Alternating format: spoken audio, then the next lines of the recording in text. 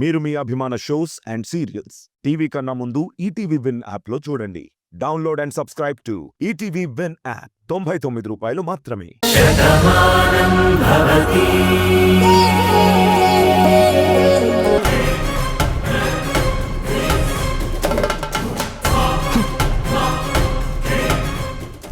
మురారికి పాము కరిస్తే తమ్ముడు మీద ప్రేమతో అక్క గుడి దగ్గరకు పరిగెడుతుంది గాని ఊరి చివరికి ఇక్కడికెందుకు తీసుకొస్తుంది? ఇంతసేపు నిన్నిక్కడ ఎందుకు ఆపుతుంది?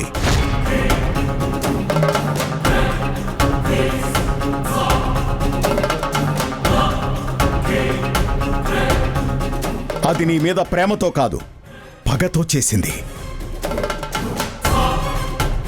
నాతో చెయ్యి కలిపింది నీ అంతం చూడాలని చెప్పింది. ఇక నీ పని అయిపోయినట్టే. ఏంటి రాధా, షాక్ అయ్యావా? అయినా నేను మారిపోతానని నువ్వెలా ఊహించావు? రాధా, నువ్వు మా ఇంటికి వచ్చినప్పుడు నీ మీద పగని పెంచుకున్నాను.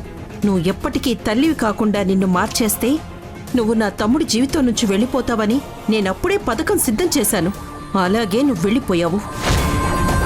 దరిద్రం వదిలిపోయింది అనుకుంటే మళ్ళీ తిరిగొచ్చావు. ఇందులో చిన్న అదృష్టం ఏంటో తెలుసా? గతాన్ని మర్చిపోయావు. అది రాధా అదృష్టం కాదు జయప్రద, నేను చేసిన పని. ఆ రోజు నేను చేయించిన అటాక్లో పెద్ద వీరనారి ఝాన్సీ లక్ష్మీబాయిలాగా వచ్చి వాళ్ళని కాపాడింది. మా రౌడీలు కొట్టిన దెబ్బకి గతాన్ని మర్చిపోయింది. చూడు రుద్రప్ప, రాధ గతాన్ని మర్చిపోయినా భవిష్యత్తుని బాగానే ఊహిస్తుంది. ఇది ఆ ఇంట్లో ఉన్నంత వరకు నాకు ప్రశాంతత లేదు. అందుకే దీన్ని శాశ్వత నిద్రలోకి పంపిద్దామని మా ఇంటికి శత్రువైన నీతో చేయి కలిపాను. ఈరోజు రాధ ఇక్కడి నుంచి ఊపిరితో వెళ్ళకూడదు, శవం మాత్రమే వెళ్ళాలి.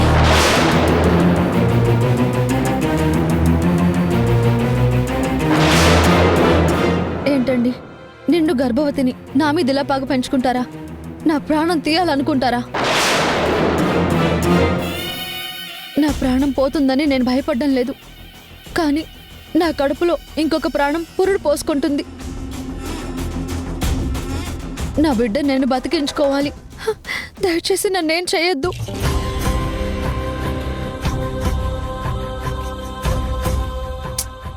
నిన్ను వదిలే ప్రసక్తే లేదు రాధా.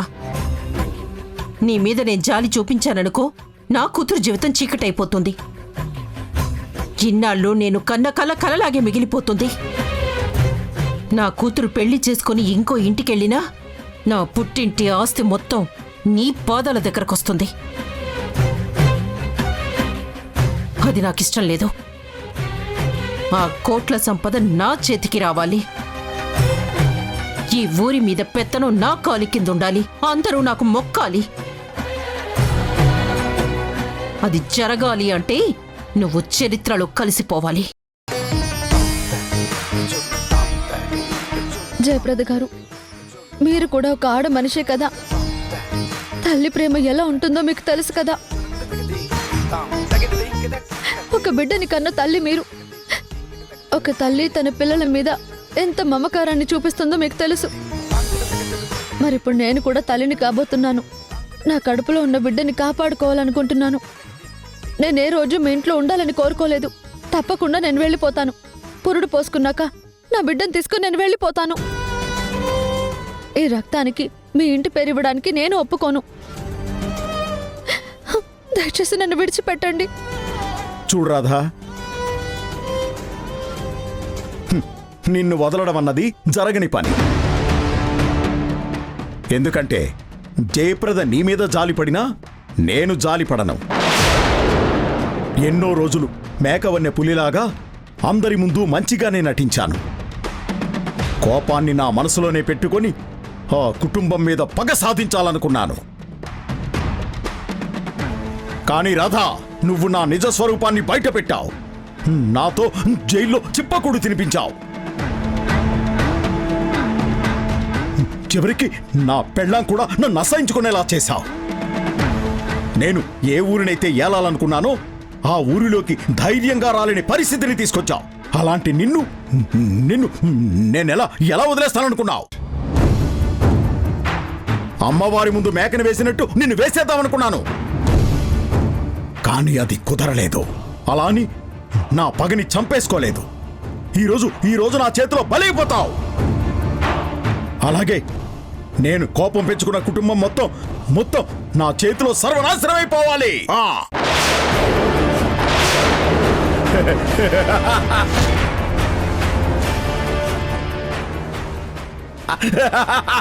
రే, ఏం మాట్లాడుతున్నావురా?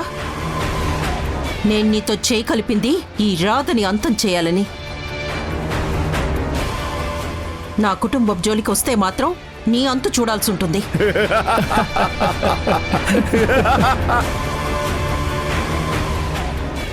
ఏంటండి అలా చూస్తున్నారు?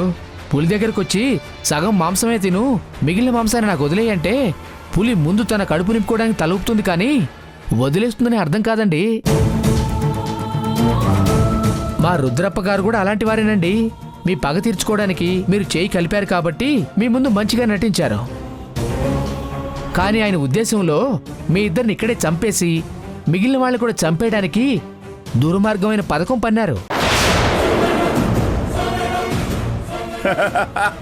శభాష్ రాగిరి, ఇన్నాళ్ళకి నువ్వు నా అసిస్టెంట్ అనిపించుకున్నావు. విన్నావు కదా జయప్రద?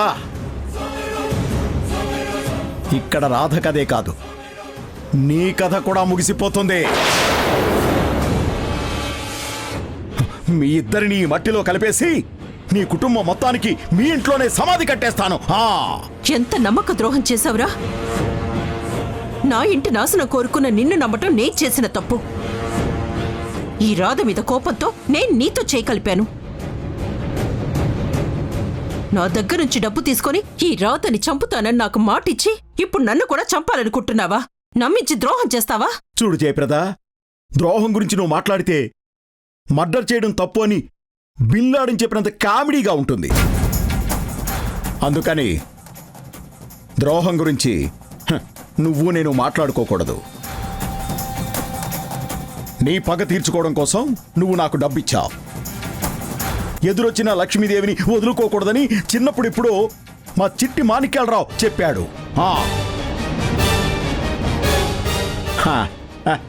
అందుకే ఇచ్చిన డబ్బులు జేబులో పెట్టుకొని నా పగని తీర్చుకోవాలనుకున్నా. నీకిచ్చిన మాట ప్రకారం రాధని చంపేస్తాను. నా పగని తీర్చుకోవడానికి నీ కుటుంబాన్ని చంపేస్తాను.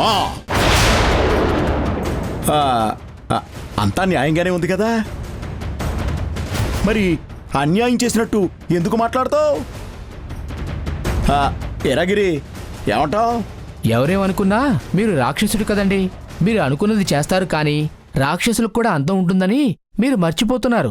ముందది తెలుసుకోండి. ఒరేయ్, రాక్షసుల్ని చంపడానికి దేవతలొచ్చారని పురాణాల్లో చదువుకున్నాం, పుస్తకాల్లో నేర్చుకున్నాం. కానీ ఇది కలికాలంరా.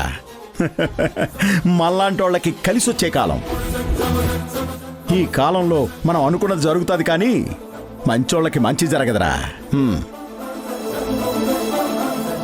ఇంకా నేనేమీ చేయలేను రాధా. ఈరోజు నీ ఫోటోకి దండ పడిపోతుంది.